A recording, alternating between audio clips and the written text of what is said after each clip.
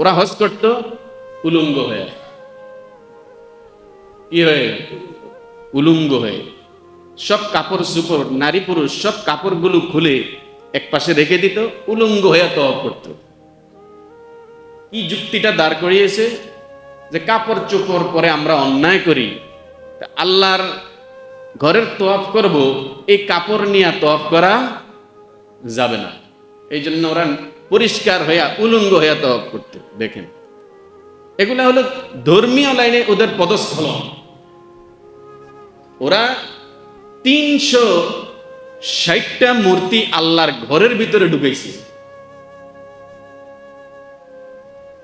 ধর্মীয় লাইনে ওদের কি পদস্খলন হয়েছে! এগুলা সব করতে ওরা ইবাদত মনে করে, উলঙ্গ হইয়া তওয়াফ করত, আল্লাহর ঘরে মূর্তি ঢুকাইছে।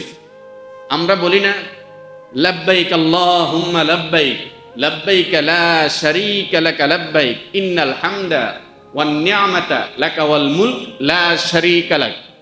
এর ভাব অর্থটা এরকম যে আল্লাহ, আপনার ডাকের সাড়া দিয়ে আমরা এখানে এসেছি, আপনার সাথে কাউকে আমরা শরীক করি না। আর ওরা বলতো কি, লাব্বাইক আল্লাহুম্মা লাব্বাইক, লাব্বাইক লা শারীকা লাকা লাব্বাইক ইল্লা হাদিহিল আসনাম। মূর্তি কয়টা ছিল? 360টা। সনম মানে মূর্তি, আসনাম হলো সনমের বহু বচন।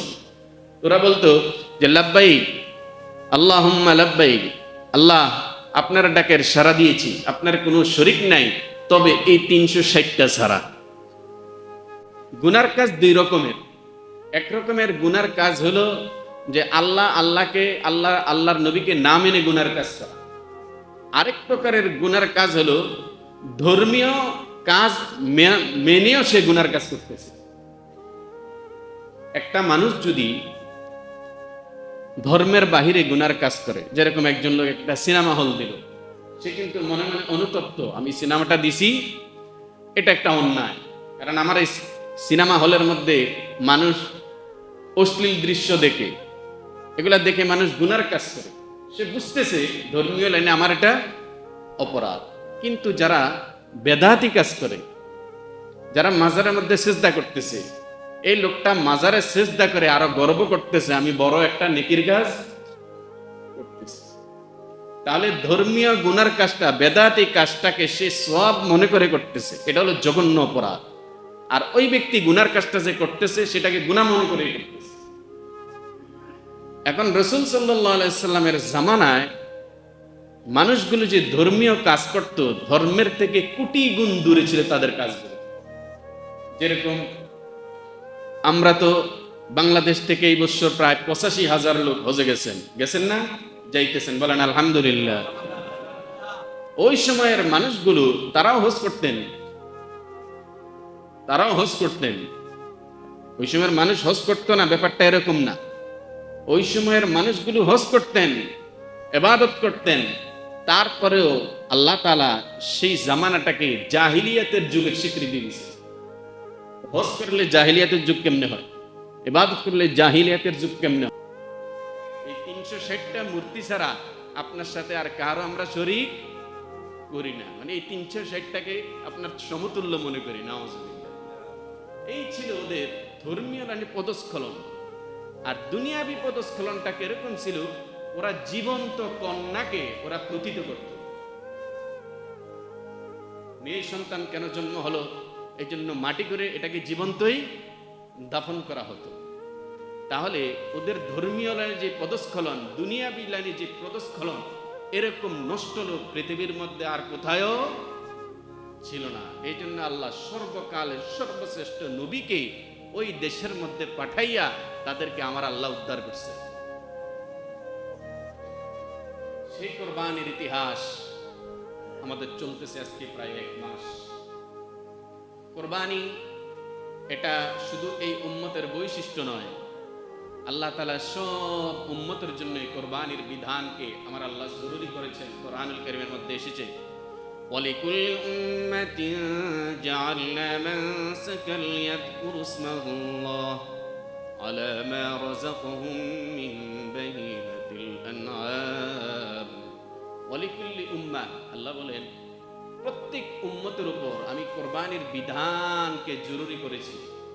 ওয়ালিকুল্লি উম্মাতিন জাআলনা মানসাকাল লিয়াযকুরু ইসমাল্লাহ, যাতে করে আমি তাদেরকে যে চতুষ্পদ জন্তুগুলো দান করছি এগুলো যেন আমি আল্লাহর নামে জবা করতে পারে। সব উম্মতের জন্য কোরবানির বিধান চালু ছিল। এই কোরবানি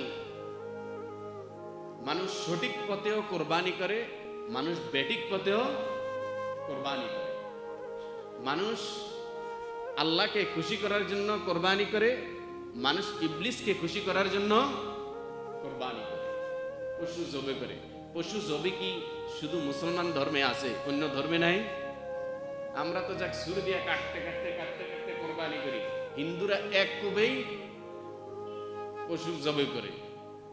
আমরা করি আল্লাহর নৈকট্য অর্জন করার জন্য, আর ওরা করে ইবলিসের নৈকট্য অর্জন করার জন্য। কারণ দেবতার মূল হলো ইবলিস, দেবতার আবিষ্কারক হলো ইবলিস। আর আমাদের পদ্ধতিতে যে কোরবানি এসেছে এটার আবিষ্কারক হলেন নবীগণ। একটার আবিষ্কারক ইবলিস আর আরেকটার আবিষ্কারক নবীগণ। আল্লাহ বলেন ওয়ালিকুল্লি উম্মাতিন জাআলনা মানসাকাল লিয়াযকুরু ইসমাল্লাহ, প্রত্যেক উম্মতের জন্যই আমি আল্লাহ কোরবানি এই নিজাম, এই পদ্ধতিকে আমি আল্লাহ জারি করে রেখেছি। কোরবানির ইতিহাস আপনারা সব জানেন। প্রথম কোরবানির যে ইতিহাস, মানুষের কোরবানির যে ইতিহাস, এটা বাবা আদম আলাইহিস সালামের জামানা থেকে এসেছে। আল্লাহ যদি না জানাইতেন, এটা আমরা জানতাম, পৃথিবীর কোনো কিতাবের মধ্যে আদম আলাইহিস সালামের ইতিহাস পাবেন? সঠিক ইতিহাসটা পাবেন? পাবেন না। ইতিহাস মানুষ, আল্লাহ তাআলা মানবের প্রথম ইতিহাসটা আল্লাহ সূরা মায়েদার মধ্যে নিয়ে এসেছেন 6 পারা। এটা আল্লাহ বিস্তারিত বর্ণনা করছেন। আল্লাহ তাআলা বলেন ওয়াতলু আলাইহিম নাবা আবনাই আদম বিল হক। হে নবী, কোরবানির ইতিহাস তো আপনিও জানেন না। কোরবানির যে ইতিহাসটা এটা আপনিও জানেন না। আমি আল্লাহ তাআলা এখন আপনার কাছে বর্ণনা করব, আপনি এই ঘটনাটা যথাযথভাবে মানুষের নিকট বর্ণনা করবেন। যথাযথ কেন বলছেন? আমার নবী কি কম বেশি করবেন না? রাসূলুল্লাহ নিজের পক্ষ থেকে একটা শব্দ বাড়ায়ও মা ইয়ানতিকু আনিল হাওয়া ইন হুয়া ইল্লা ওয়াহয়ুন ইউহা। আল্লাহ বলেন আমার নবী বানায়া চুনায়া কোনো কথা বলে না, আমি আল্লাহ যেটাকে ওহী হিসেবে প্রেরণ করি তিনি শুধু ওটার বর্ণনাই করেন। সুবহানাল্লাহ। সেই নবীকে আল্লাহ বলতেছেন ওয়াতলু আলাইহিম নাবা আবনাই আদম বিল হক। হে নবী, আদম আলাইহিস সালামের 2 সন্তানের ঘটনাটা আপনি উম্মতের সামনে যথাযথভাবে বর্ণনা করুন। কারণ এখন ইতিহাস বর্ণনা হবে।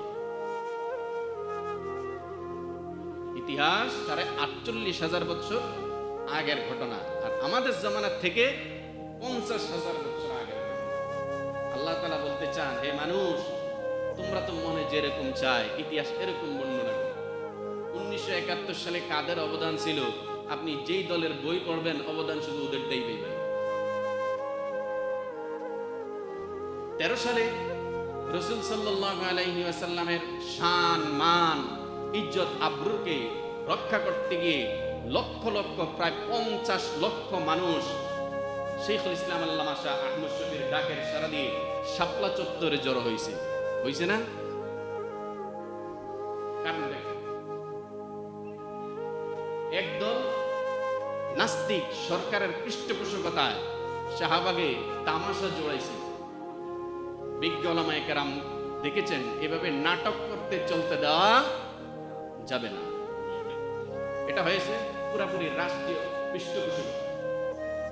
শেষ পর্যন্ত বৃদ্ধ বয়সে গর্জন দিলেন শেখুল ইসলাম আল্লামা শাহ আহমদ শফী, যেই বয়সে মানুষের বিছানায় পড়ে থাকার কথা। 90 বছর বয়সে গর্জন দিলেন। টেকনাফ থেকে তেতুলিয়া ভারতের মতো সেই গর্জন ছড়িয়ে পড়ছে। তিনার ডাকের সাড়া দিয়ে মানুষ আসলেন। একটাই উদ্দেশ্য, দেশ তোমরা চালাও, আমাদের আবেদন নেই, কিন্তু আমাদের নবীর চরিত্রের উপর কোনো কথা বলবে, আমাদের শরীরে এক ফোঁটা রক্ত থাকতে আমরা এটা মানতে পারি না। ওই রাত্রে তাদেরকে উৎখাত করতে গিয়ে এখানে আমাদের নবী প্রেমিক কিছু লোক তারা শহীদ হয়েছে। এই ঘটনাটা কি মিথ্যা? কি মনে করেন এই ঘটনাটা কি মিথ্যা? এটা কি শুধু আমরাই দেখছি, সারা পৃথিবীর মানুষ দেখে নাই? দিগন্ত টিভি বন্ধ করা হয়েছে, কিন্তু আল জাজিরা তো বন্ধ করতে পারে না। সারা দুনিয়ার মানুষ দেখছে। এখন ওরা বলতেছে ওখানে কেউ নিহত হয়নি। কে বলতেছে? সরকার বাহাদুর। কত বড় পাপিষ্ট! সারা দুনিয়ার মানুষ দেখলো ওখানে যে কয়জনে হোক শহীদ হয়েছে, তো রক্তাক্ত হয়েছে, তো আমাদের পরিচিতের মধ্যেও শহীদ হয়েছে। এখন ওদেরকে যদি ইতিহাসটা লিখতে বলা হয়, ওরা বলবে ওখানে রং মাইকা শুয়েছিল, একজনও মরে নাই। ওরা ইতিহাসটা এরকম লিখবে যে ওখানে হেফাজতের কর্মীরা রং মাইকা শুয়েছিল, একজনও মরে নাই। আর যদি ইসলামের পক্ষের মানুষকে লিখতে বলা হয়, তাহলে এটা ওরা পরিপূর্ণভাবে লিখবে। ইতিহাসের মধ্যে একদল পুরাই চুরি করবে আর আরেক দল তার মন মতো লিখবে। ঠিক প্রত্যেকটা ইতিহাসের এই করুণ দশা। ৭১ সালের যুদ্ধের ব্যাপারটা আপনি দেখেন, যে যেই দল করে সে তার দলের মতো এটাকে লেখে। এই কথাটাই আল্লাহ বুঝাইতে চাইতেছেন, ইতিহাসের মধ্যে মানুষ চরম পর্যায়ের খেয়ানতি করে, মানুষ সঠিক ইতিহাস লেখে না। হে নবী, আমি আপনাকে শিক্ষা দিতেছি, ইতিহাস যখনই মানুষকে বলবেন